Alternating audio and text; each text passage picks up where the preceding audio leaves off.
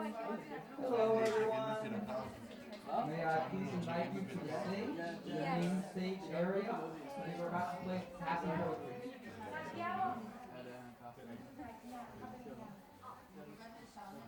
All right. So, oh my God, I have to pronounce your name now. This is what I've been dreading the entire day. So, we're gonna have some poetry from Milagros, Corcuera. Almost. Oh, nice. And yeah, her poetry is very much rooted in kind of Latin American tradition and folk nature.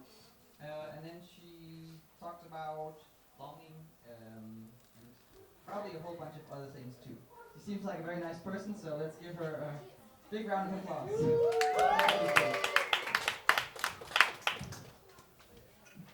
Tusen tack, which is almost the only Danish thing I know how to say. So sorry. Yes, my name is Milagros Corcuera. You can also say Mili or Mila, which was easier.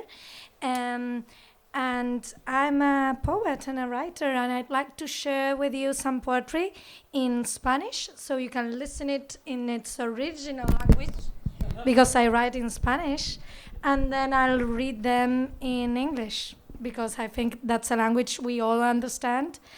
And I haven't really translated them to Danish, because I'm pretty sure ChatGPT is a really bad translator of poetry.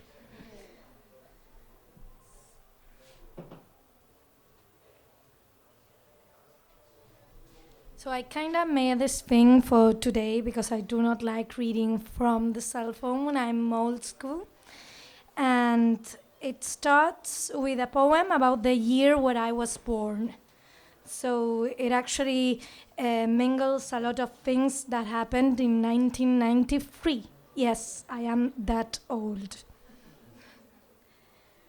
El sol lloró el año en que nací. El año en que nací, multaron al capitán del barco petrolero Mar Egeo por un derrame, aparentemente un accidente que dejó una marea negra por La Coruña. En los meses que le llevó a la Tierra a trasladarse en una órbita elíptica, en Colombia estallaron coches bomba y Medellín se la pasaba entre narcos y duelos. Ricky Martin publicó su segundo disco solista que tituló Me Amarás. En ese tiempo salió Mortal Kombat 2 y fue justo un 2 de diciembre cuando la policía mató en un barrio al occidente de Medellín a Pablo Escobar Gaviria. En el año en que nací, 1993, un hombre se la pidió pasando amor en la radio, mientras otros lloraron a sus muertos. Parce, marica, jueputa, ¿cómo puede haber tanta sangre? Se llenaron las retinas de un combate mortal. Las aguas negras se deslizaron por la costa española y me trajeron al mundo mis padres en un gesto de amor que todavía hoy sigue sucediendo. Quizás necesitábamos un poeta que se detenga con cuidado a preguntarse, que le escriba la vida, que intente hilar palabras, sanar lo que pasó bajo el sol mientras giraba. And now the English translation.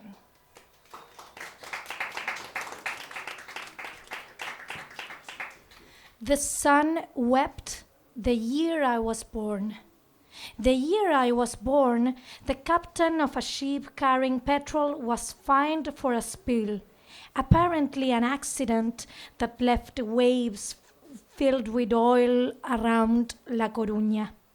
In the month it took the sun to turn around the earth in an elliptical orbit, car bombs exploded in Colombia, and Medellin was torn between narcos and grieving. Ricky Martin released his second solo album titled You'll Love Me. At that time, Mortal Kombat 2 was released, and it was the 2nd of December when the police killed Pablo Escobar Gaviria in a hood west of Medellin. The year I was born, 1993, a man spent his time begging for love in the radio while others mourned their dead. Parce, marica, jueputa, how can there be so much blood? The ratings were filled with mortal combats. Black waters slid down the Spanish shore, and my parents brought me into this world in a gesture of love that is still going on. Perhaps we needed a poet who could pause carefully to wonder, someone who writes to life, who tries to string words together, heal what happened under the sun while it turned around.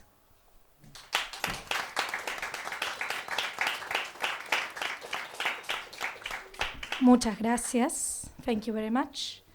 The next two poems are actually inspired in some Inuit objects.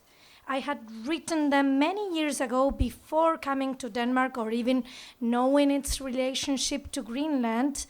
And it was quite a surprise to me to find that connection here.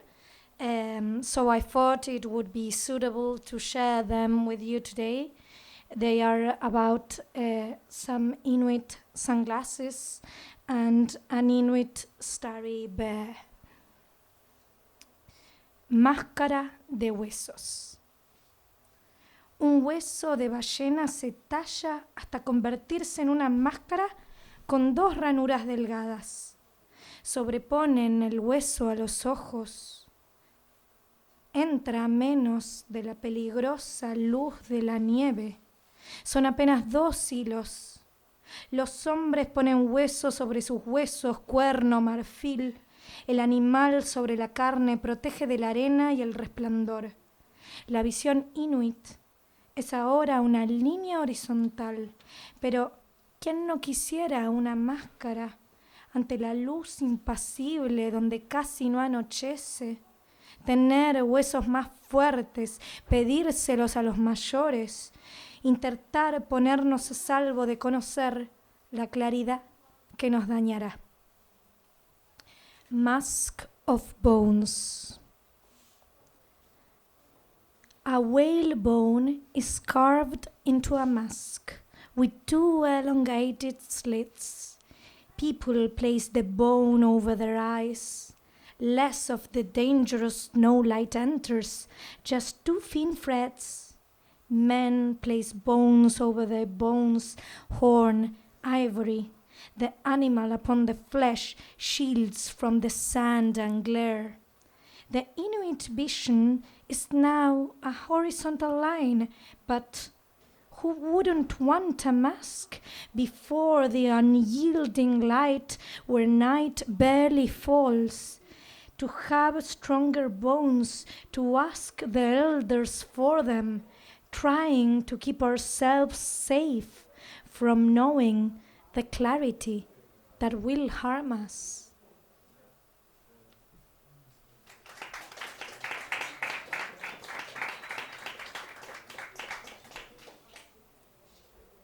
Next one is very short. Un juguete inuit.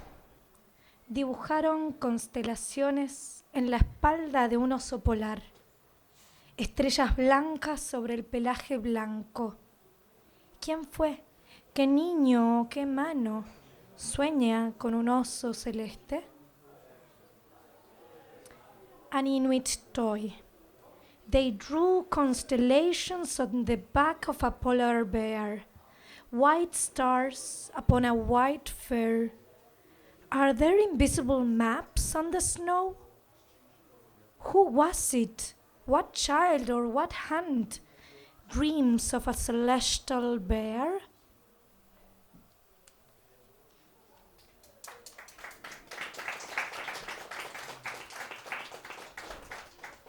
And I have 3 more poems, if you'll bear with me. So these next two are very Scottish, and I want to dedicate it to the friends who traveled to Scotland with me. And one is about a bridge, a mysterious bridge where a lot of dogs just throw themselves off. It's one of those urban slash wild mysteries of Scotland. So it's called Overtown Bridge. Overtown Bridge. Me asomé por un puente desde el cual los perros mueren, porque cuando se asoman caen y no calculan la inclinación, ni la distancia de una posible caída al suelo, como quien se asoma a lo que no conoce. Yo también podría caer ciega a la incertidumbre, el futuro. A veces todavía soy animal. Overtown Bridge. I looked over a bridge from which dogs die, because when they lean out, they fall, and they don't calculate the inclination nor the distance of a possible crash to the ground, like someone who approaches what he doesn't know. I could also fall blind to uncertainty, the future. Sometimes I am still an animal.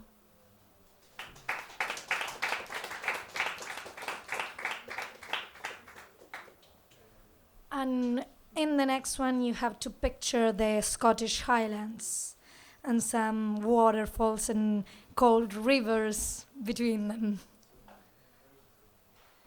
The meeting of three sisters.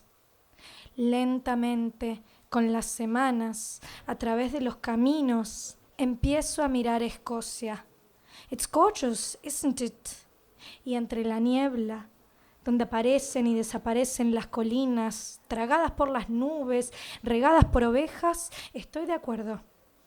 No se queda quieta, caprichosamente cambia de colores y guardo el imposible naranja de las pasturas entre las aguas frías de Glencoe. Las curvas del camino, súbitas como ciervos, solo puede definirlas el misterio. Se siente antigua, a la vez tan antigua y viva, tan silenciosa en los pueblos de al lado de la ruta cuando la luz acaba.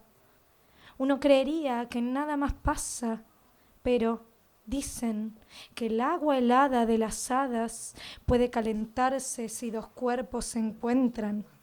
La niebla se transforma en llovizna y mientras las tres hermanas corren, siempre corren. And now it's English translation. The meeting of three sisters. Slowly, throughout the weeks, across the roads, I begin to look at Scotland. It's gorgeous, isn't it? And through the mist where the hills appear and disappear, swallowed by clouds, sprinkled by sheep, I nod. It doesn't stand still and capriciously changes colors, and I keep the impossible orange of the grass between the cold waters of Glencoe. The curves of the road, sudden as stags, can only be defined by mystery. It feels ancient, yet so old and alive, so silent in the roadside villages when the light ends. You'd think nothing else was going on, but they say that the fairy ponds can be warmed when two bodies meet. The mist turns to drizzle, and in the meantime, the three sisters run. They always run.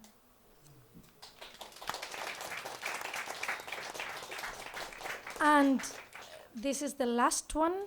It's dedicated to a Turkish friend I made on a trip that we made each other friends very quickly, and we suddenly trust each other as two women can, even though we didn't speak the same language. She spoke Turkish, I spoke Spanish, we met ourselves in English. So it's about finding a common spirit or a common tongue. And it's called The Translator, La Traductora. And I always dedicate it to Ipek, which is the friend that inspired the poem. But we can also dedicate it to the meeting of different cultures. La traductora. ¿Qué haré con estas manos tan hábiles, nacidas para el amor? Rebuscan unas monedas, arrugan un boleto, escriben una nota y abren una fruta. El Erin Saglik me enseñó Ipek en turco. Significa saluda tus manos. Se pronuncia luego de una cena extraordinaria en agradecimiento cuando las berenjenas se deshacen. Salud a tus manos y lo anota en mi cuaderno. Al lado garabatea Geksin, viajeran. Prometimos encontrarnos en otra ciudad. Intercambiamos palabras en nuestras lenguas, confesiones, secretos e historias, como solo dos mujeres pueden hacerlo. The translator. What will I do with these hands, so skilled, born for that love? They rummage for some coins, crumple a ticket, write a note, and peel a fruit. El Erin Saglik, Ipek, taught me in Turkish. It means health to your hands. It's said after an extraordinary dinner, in gratitude when the eggplants fall apart, health to your hands. And she writes it in my notebook. Beside it, she scribbles Geksing, a traveler. We promised to meet in other city. We exchanged words in our languages, confessions, secrets, and stories, as only two women can do. Thank you very much. Tusen tack.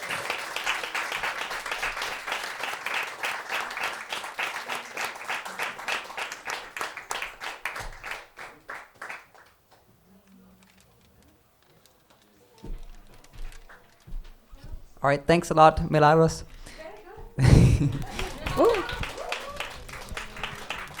We'll have a short break now, about 15-20 minutes, and then after this we have Forglem My Eye.